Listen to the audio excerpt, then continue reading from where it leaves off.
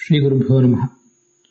ಪ್ರಮಾಣ ಲಕ್ಷಣದಲ್ಲಿ ಆಶ್ರಯ ಸಿದ್ಧಿ ಇತ್ಯಾದಿಗಳು ದೋಷ ಅಲ್ಲ ಅನ್ನೋದನ್ನ ನೋಡ್ತಾ ಇದ್ದೀವಿ. ಈಗ ನಾವು ನೋಡಬೇಕಾದ ಮೂಲ ನಿಜ ಅತ್ಯಂತಾಭಾವೋಪಿ ಸರ್ವಧರ್ಮರಹಿತ. ಅಲ್ಲಿ ನಾವು ನಚ ಅತ್ಯಂತಾಭಾವೋಪಿ ಸರ್ವಧರ್ಮರಹಿತ ಪ್ರಮೇಯತ್ವಾದ್ಯನುಭವಾತ್ ಅನ್ನೋದನ್ನ ನೋಡಿ ಮುಗಿಸಿದ್ದೀವಿ. ಪರಿಶೇಷಾರ್ಥಾಪತ್ತಿ ಪ್ರಾಮಾಣ್ಯ ಅಭ್ಯುಪಗಮಾಚ್ಚ. ಪರಿಶೇಷ ಮತ್ತು ಅರ್ಥಾಪತ್ತಿಗಳನ್ನ ಪ್ರಮಾಣ ಅಂತ ಒಪ್ಪಿರುವುದರಿಂದಲೂ ಕೂಡ ಸಾಧ್ಯ ಪ್ರಸಿದ್ಧಿ ಅನ್ನೋದು ದೋಷ ಅಲ್ಲ ಅಂತ ಹೀಗಾದರ ಅಭಿಪ್ರಾಯ. ಇದು ನಮಗೆ ಮೊದಲನೇ ಬಾರಿ ಕೇಳುವಾಗ ವಿಚಿತ್ರ ಅಂತ ಕಾಣಿಸ್ತದೆ. ಪರಿಶೇಷ ಮತ್ತು ಅರ್ಥಾಪತ್ತಿಗಳನ್ನು ಪ್ರಮಾಣ ಅಂತ ಒಪ್ಪುವುದಕ್ಕೂ ಆಶ್ರಯ ಸಿದ್ಧಿ ದೋಷ ಆಗದೇ ಇರುವುದಕ್ಕೂ ಏನು ಸಂಬಂಧ ಅಂತ ಅನಿಸ್ತದೆ. ಆದರೆ ಅದನ್ನು ಹೀಗೆ ವಿವರಿಸಿದಾಗ ಗೊತ್ತಾಗ್ತದೆ. ನಾವು ಮುಂದೆ ಪರಿಶೇಷ ಮತ್ತು ಅರ್ಥಾಪತ್ತಿಗಳು ಹೇಗೆ ಪ್ರಮಾಣ ಅಂತ ತೋರಿಸೋರಿದ್ದೇವೆ ಇಲ್ಲೇ ಮುಂದೆ. ಆಚಾರ್ಯರ ಮೂಲದಲ್ಲಿ ಏನು ಅನುವಾದ ಇದೆ, ಮೂಲದ ಅನುವಾದ ಅಲ್ಲಿ ಗಮನಿಸಬೇಕು. ಪರಿಶೇಷ ಅರ್ಥಾಪತ್ತಿಗಳು ಪ್ರಮಾಣ ಅಂತ ಒಪ್ಪಿರುವ ಕಾರಣದಿಂದಲೂ ಸಾಧ್ಯ ಪ್ರಸಿದ್ಧಿ ಅನ್ನೋದು ದೋಷ ಅಲ್ಲ. ಯಾಕೆಂದ್ರೆ ಅಂತಹ ಪ್ರಮಾಣಗಳಲ್ಲಿ, ಪರಿಶೇಷ ಮತ್ತು ಅರ್ಥಾಪತ್ತಿ ಪ್ರಮಾಣಗಳಲ್ಲಿ ಸಾಧ್ಯ ಅನ್ನುವುದು ಅಸಿದ್ಧವಾಗಿರ್ತದೆ. ಆದ್ದರಿಂದ ಸಾಧ್ಯ ಸಿದ್ಧಿ ಇದ್ರೂ ಕೂಡ ಅದೊಂದು ದೋಷ ಅಲ್ಲ. ಅನುಮಾನ ಆ ಪರಿಶೇಷ ಮತ್ತು ಅರ್ಥಾಪತ್ತಿ ಪ್ರಮಾಣಗಳು ಪ್ರಮಾಣ ಆಗೇ ಆಗ್ತವೆ. ಅದಕ್ಕೆ ದೃಷ್ಟಾಂತ ಏನು? ವಿಮತಂ ಸಕರ್ತೃಕಂ ಕಾರ್ಯತ್ವಾತ್ ಅಂತ ಒಂದು ಅನುಮಾನ. ಇದು ಪರಮಾತ್ಮನನ್ನ ಸಾಧನೆ ಮಾಡುವಂಥ, ಈಶ್ವರನ ಅಸ್ತಿತ್ವವನ್ನು ಸಾಧನೆ ಮಾಡುವಂಥ ಅನುಮಾನ ಇದು.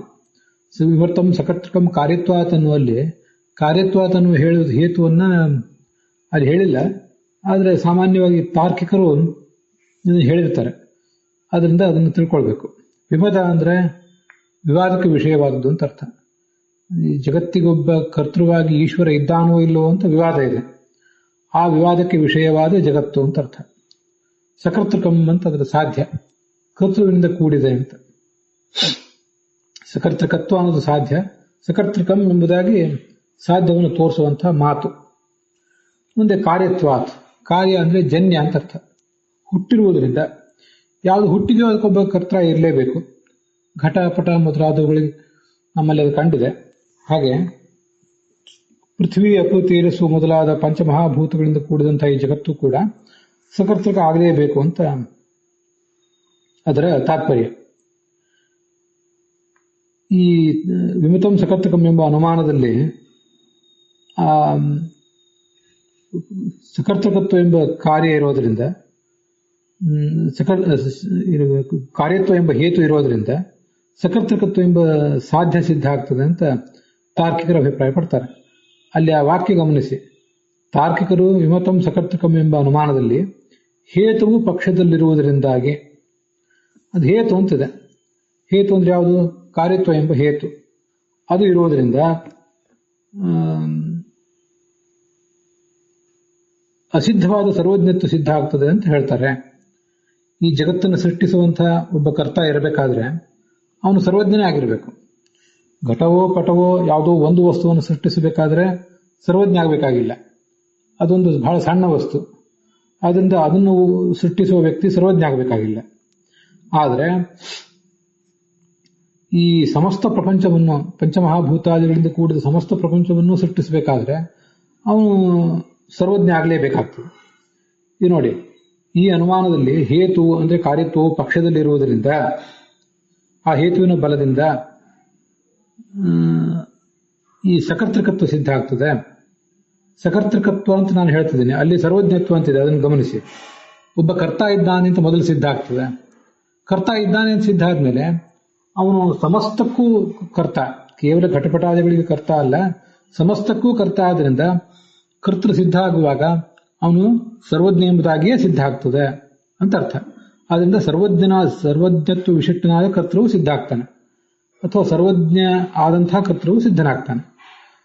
ಇಲ್ಲಿ ಅದಕ್ಕೊಬ್ಬ ಕರ್ತ ಇದ್ದಾನೆ ಅಂತ ಸಿದ್ಧ ಆಗುವಾಗ ಅವನಲ್ಲಿ ಸರ್ವಜ್ಞತ್ವ ಅಂತ ಸಿದ್ಧ ಆಗ್ತದಲ್ಲ, ಆ ಸರ್ವಜ್ಞತ್ವ ಸಿದ್ಧ ಆಗದೆ ಹೋದ್ರೆ ಈಶ್ವರನನ್ನು ಒಪ್ಪಿದಂತ ಆಗೋದಿಲ್ಲ. ಆದ್ರಿಂದ ಸರ್ವಜ್ಞತ್ವ ಸಿದ್ಧ ಆದ್ರೂ ಈಶ್ವರನನ್ನು ಒಪ್ಪಿದಂತೆ. ಇದನ್ನು ಗಮನಿಸಬೇಕು. ಘಟಪಟಾದಿಗಳಿಗೊಬ್ಬ ಕರ್ತ ಇರುವಂತೆ ಜಗತ್ತಿಗೂ ಒಬ್ಬ ಕರ್ತ ಇದ್ದಾನೆ. ಯಾವನೊಬ್ಬ ಸರ್ವಜ್ಞನ ಅಲ್ಲದೇ ಇದ್ದು ಕರ್ತ ಅಂತ ತೀರ್ಮಾನ ಆಗಿಬಿಟ್ರೆ ಈಶ್ವರನ ಅಸ್ತಿತ್ವವನ್ನು ನಾವು ಸಾಬೀತುಪಡಿಸೋದಂತ ಆಗೋದಿಲ್ಲ. ಈಶ್ವರನ ಅಸ್ತಿತ್ವ ಸಿದ್ಧ ಆಗಬೇಕಾದ್ರೆ ಅವನು ಸರ್ವಜ್ಞನೇ ಆಗಬೇಕು. ಆದ್ದರಿಂದ ನಾವು ಅನುಮಾನ ಪ್ರಯೋಗ ಮಾಡುವಾಗ ವಿಮತಂ ಸಕರ್ತೃಕಂ ಕಾರ್ಯತ್ವಾದಂತ ಮಾಡಿದ್ರೂ ಕೂಡ ಕರ್ತೃ ಸಿದ್ಧ ಆಗುವಾಗ ಅವನು ಸರ್ವಜ್ಞ ಎಂಬುದಾಗಿಯೇ ಸಿದ್ಧ ಆಗ್ತದೆ. ಸರ್ವಜ್ಞ ಎಂಬ ಕರ್ತೃ ಸಿದ್ಧ ಆಗುವುದೇ, ಅವನನ್ನು ಸಾಧನೆ ಮಾಡುವುದೇ ನಮ್ಮ ಉದ್ದೇಶ ಆಗಿರ್ತದೆ, ಆ ಅನುಮಾನ ಪ್ರಮಾಣದ ಉದ್ದೇಶ. ಇಲ್ಲದೆ ಹೋದ್ರೆ ಈಶ್ವರನ ಅಸ್ತಿತ್ವ ಸಿದ್ಧ ಆಗೋದಿಲ್ಲ. ಇದು ಗಮನಿಸಬೇಕು. ಇಲ್ಲಿ ಸರ್ವಜ್ಞತ್ವ ಅಂತ ಅನ್ನೋದು ಎಲ್ಲಿ ಸಿದ್ಧ ಆಗಿದೆ ಈ ಜಗತ್ತಿನಲ್ಲಿ? ಎಲ್ಲೂ ಸಿದ್ಧ ಆಗಿಲ್ಲ ಈ ಅನುಮಾನಕ್ಕೆ ಪ್ರಯೋಗ ಮಾಡೋದಕ್ಕಿಂತ ಮುಂಚೆ. ಘಟಪಟಾದಿಗಳಿಗೊಬ್ಬ ಕರ್ತಾ ಇದ್ದಾನೆ ಸಿದ್ಧ ಆಗಿದೆ. ಘಟಕ್ಕೊಬ್ಬ ಕರ್ತಾ ಇದ್ದಾನೆ, ಪಟಕ್ಕೊಬ್ಬ ಕರ್ತಾ ಇದ್ದಾನೆ, ಮನೆಗೆ ಬಟ್ಟೆಗೆ ಬೇರೆ ಬೇರೆ ಕರ್ತೃಗಳಿರುವುದು ಸಿದ್ಧ ಆಗಿದೆ. ಹಾಗೆ ಜಗತ್ತಿಗೆ ಒಬ್ಬ ಕರ್ತಾ ಇದ್ದಾನೆ ಅಂತ ಅನ್ನೋದನ್ನು ಒಪ್ಪಬಹುದು. ಆದರೆ ಅವನು ಸರ್ವಜ್ಞ ಎಂಬುದಾಗಿ ಸಿದ್ಧ ಆಗೋದು ಹೇಗೆ? ಬೇರೆ ಯಾರು ಸರ್ವಜ್ಞರಲ್ಲ. ಜಗತ್ತಿನಲ್ಲಿ ಸರ್ವಜ್ಞತ್ವ ಅನ್ನೋದು ಎಲ್ಲಿಯೂ ಕಂಡಿಲ್ಲ. ಆದರೆ ಇವನಲ್ಲಿ ಮಾತ್ರ ಸರ್ವಜ್ಞತ್ವ ಸಿದ್ಧ ಆಗ್ತದೆ. ಇದನ್ನು ಗಮನಿಸಬೇಕು. ಆ ಸರ್ವಜ್ಞತ್ವ ಒಂದು ಜಗತ್ತಿನಲ್ಲಿ ಈ ಮುಂಚೆ ಎಲ್ಲೂ ಸಿದ್ಧ ಆಗಿಲ್ಲ. ಅದು ಸಾಧ್ಯವೋ ಅಪ್ರಸಿದ್ಧ ಆಯಿತು. ಆದರೆ ಕಾರ್ಯತ್ವ ಎಂಬ ಹೇತುವಿನ ಬಲದಿಂದ ಸರ್ವಜ್ಞತ್ವ ಸಿದ್ಧ ಆಗ್ತದೆ. ಅದು ಹೇಗೆ ಅಂದರೆ ನಾನು ಅವಾಗಲೇ ಅದನ್ನು ವಿವರಿಸಿದೆ. ಯಾವುದೋ ಒಂದೊಂದಕ್ಕೆ ಕರ್ತ ಆಗುವುದಾದ್ರೆ ಅವನು ಸರ್ವಜ್ಞ ಆಗಬೇಕಾಗಿಲ್ಲ, ಸಮಸ್ತಕ್ಕೂ ಕರ್ತ ಆಗಬೇಕಾದ್ರೆ ಅವನು ಸರ್ವಜ್ಞ ಆಗಬೇಕು ಅಂತ. ಹೀಗೆ ಮೊದಲು ಅಸಿದ್ಧವಾದ ಸರ್ವಜ್ಞತ್ವ ಎಂಬುದು ಸಿದ್ಧ ಆಗ್ತದೆ ಅಂತ ಅದರ ಅಭಿಪ್ರಾಯ. ಅಲ್ಲಿ ವಿವರಣದಲ್ಲಿ ಅರ್ಥಾಪತ್ತಿ ಅನ್ನೋದು ಹೇಗೆ ಪ್ರಮಾಣ ಅಂತ ಅನ್ನೋದನ್ನ ಕೊಟ್ಟಿದ್ದಾರೆ. ಅದನ್ನ ನಾನು ಮುಂದೆ ಹೇಳೋನಿದ್ದೇನೆ. ನನ್ನ ಅನುಕೂಲಕ್ಕಾಗಿ ಆ ಥರ ತಗೊಂಡಿದ್ದೇನೆ. ವಿಶೇಷ ಮತ್ತು ಅರ್ಥಾಪತ್ತಿಗಳು ಪ್ರಮಾಣ ಎಂದು ಒಪ್ಪಿರುವುದರಿಂದ ಸಾಧ್ಯ ಪ್ರಸಿದ್ಧಿ ದೋಷ ಅಲ್ಲ ಅಂತಿದೆಯಲ್ಲ, ಅದ್ರ ವಿವರಣೆ ಮುಂದೆ ನೋಡೋಣ. ನಾನೀಗ ಸಕರ್ತಕಂ ಕಾರ್ಯತ್ವಾದ ಅಂತ ಏನು ಬಂತಲ್ಲ ಅದನ್ನು ಮಾತ್ರ ತಗೊಂಡಿದ್ದೇನೆ. ಅದನ್ನು ವಿವರಣದಲ್ಲಿ ಗಮನಿಸಿ. 576ನೇ ಪುಟದಲ್ಲಿ ಪ್ರಪಂಚ ಸೃಷ್ಟಿಯಾಗಬೇಕಾದ್ರೆ ಒಬ್ಬ ಕರ್ತ ಇರಲೇಬೇಕು ಅಂತ ತಾರ್ಕಿಕರು ಈಶ್ವರನನ್ನು ಅನುಮಾನದಿಂದ ಸಾಧಿಸ್ತಾರೆ. ನಾವು ಶ್ರುತಿ ಪ್ರಮಾಣದಿಂದ ಸಾಧಿಸ್ತೀವಿ, ಅವರು ಅನುಮಾನದಿಂದ ಸಾಧಿಸ್ತಾರೆ. ಜಗತ್ತಿನ ವಸ್ತುಗಳನ್ನೆಲ್ಲ ಸೃಷ್ಟಿ ಮಾಡಬೇಕಾದ್ರೆ ಅದಕ್ಕೆ ಕಾರಣವಾದ ವಸ್ತುವಿನ ಜ್ಞಾನ, ಸರ್ವಜ್ಞಾನ ಅನ್ನೋದು ಈಶ್ವರನಿಗೆ ಇರಲೇಬೇಕು. ಈ ಜ್ಞಾನ ಇದೆ ಅಂತ ಆದ್ರೆ ಅವನು ಸರ್ವಜ್ಞನಾಗಿದ್ದಾನೆ ಅಂತ ಅರ್ಥ. ಇದು ಆ ಅನುಮಾನದಿಂದ ಸಿದ್ಧ ಆಗ್ತದೆ. ಆದರೆ ಸರ್ವಜ್ಞತ್ವ ಎಂಬ ಧರ್ಮ ಉಳಿದ ಜಗತ್ತಿನಲ್ಲಿ ಯಾರಲ್ಲಿ ಕಂಡಿದೆ? ನೇಕಾರರು, ಕಮ್ಮಾರರು, ಘಟ ಮಾಡುವವರು, ಪಟ ಮಾಡುವವರು, ಅವರೆಲ್ಲ ಎಲ್ಲಿ ಕಂಡಿದೆ? ಕಂಡಿಲ್ಲ. ಅದು ಉಳಿದ ಯಾರಲ್ಲಿಯೂ ಅದು ಕಂಡಿಲ್ಲ. ಅಪ್ರಸಿದ್ಧವಾಗಿದೆ ಆ ಧರ್ಮ. ಆದರೆ ಆ ಅಪ್ರಸಿದ್ಧವಾದ ಧರ್ಮ ಅನುಮಾನದಿಂದ, ಅಂದ್ರೆ ಕಾರ್ಯತ್ವ ಎಂಬ ಹೇತುವಿನ ಬಲದಿಂದ ಈಶ್ವರನಿಗೆ ಸಿದ್ಧ ಆಗ್ತದೆ ಅಂತ ಅವರು ಅಭಿಪ್ರಾಯ ಪಡ್ತಾರೆ. ಹೀಗೆ ಅಸಿದ್ಧ ಆಗಿದ್ರೂ ಕೂಡ ಅನುಮಾನದಿಂದ ಅದು ಸಾಧ್ಯ ಆಗಬಹುದು ಅಂತ ತಾರ್ಕಿಕರು ಒಪ್ಪಿದ್ದಾರೆ. ಆದ್ರಿಂದ ಅದು ಯಾವುದೇ ಪ್ರಸಂಗ ಆಗಿಲ್ಲ. ನಾವು ಹಿಂದೆ ಒಂದು ಅನುಮಾನ ನೋಡಿದ್ದೀವಿ, ಸಾತ್ಮಕಂ ಜೀವತ್ ಶರೀರಂ ಸಾತ್ಮಕಂ ಇತ್ಯಾದಿ ಕಡೆಗಳಲ್ಲಿ. ಆದ್ರಿಂದ ಸಾಧ್ಯವೋ ಅಪ್ರಸಿದ್ಧ ಆದ್ರೂ ಅನುಮಾನವು ಸದನುಮಾನ ಆಗ್ಲಿಕ್ಕೆ ಏನೂ ತೊಂದರೆ ಇಲ್ಲ ಅಂದ್ರೆ ನಾವು ಮಾತ್ರ ಹೇಳುವುದಲ್ಲ, ತಾರ್ಕಿಕರು ಹೇಳಿದ್ದಾರೆ ಅಂತ ಅಭಿಪ್ರಾಯ. ಅಲ್ಲಿಗೆ ಇವತ್ತಿನ ಈ ಪ್ರಮಾಣ ಲಕ್ಷಣದ ಭಾಗ ಸಮಾಪ್ತ ಆಗಿದೆ.